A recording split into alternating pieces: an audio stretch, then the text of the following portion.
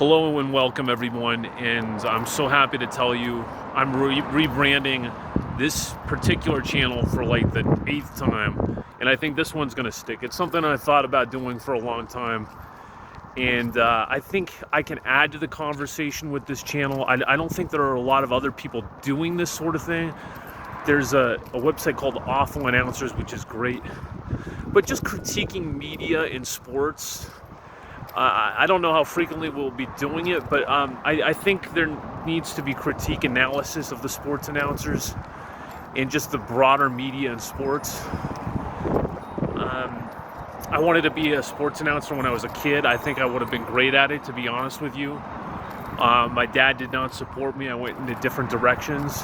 Hey, maybe I can still do it, maybe not after critiquing them in the way that I plan on critiquing some of them. Maybe that door will be shut, and of course the other thing is recently coming to light, a girl that I was in love with, greatly in love with, was abused by an announcer. And I still want to feel like my boyhood heroes, the people that brought excitement and life to our sporting events, I still want to believe that many of them are good people. I want to hope that that's the case. I don't want to look at them differently because of this one person. But to get back on topic here, try watching a sporting event with no sound and no. Let's say you're in a room by yourself, or just being at the event. Sometimes it's not as exciting. Guys like Ian Eagle, Kevin Harlan, they bring such excitement to the games. Hi, Glenn.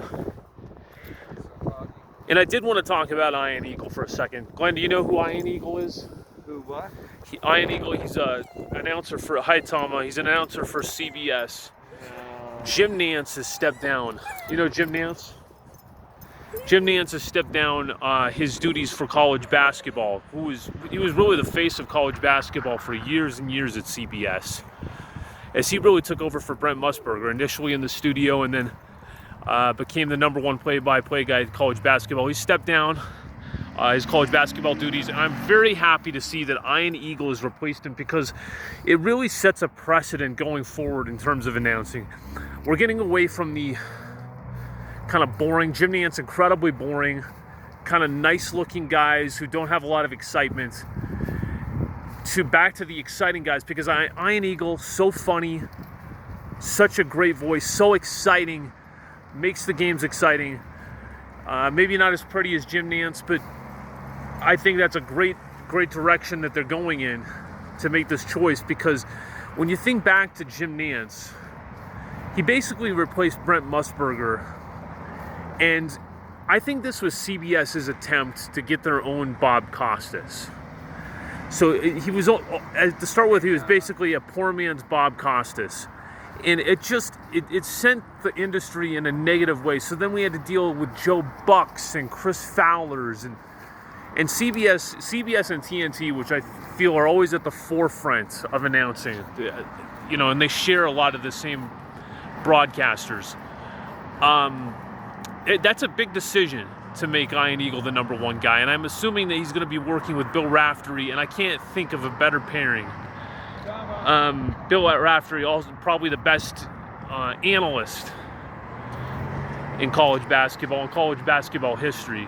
Just another funny guy. I think it's a great decision, and hopefully getting away from the guys that should be in the studio, and then they're loyal to their company man, because Jim Nantz was such a company man. He was loyal.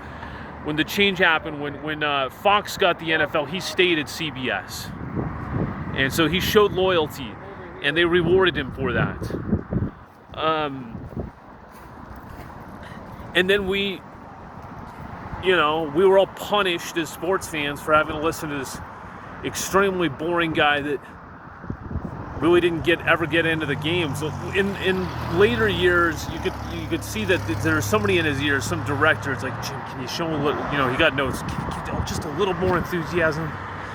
because he did try to turn up the enthusiasm a little bit. But basically the point is this: Iron Eagle, incredible, one of my very favorites, and congratulations to him.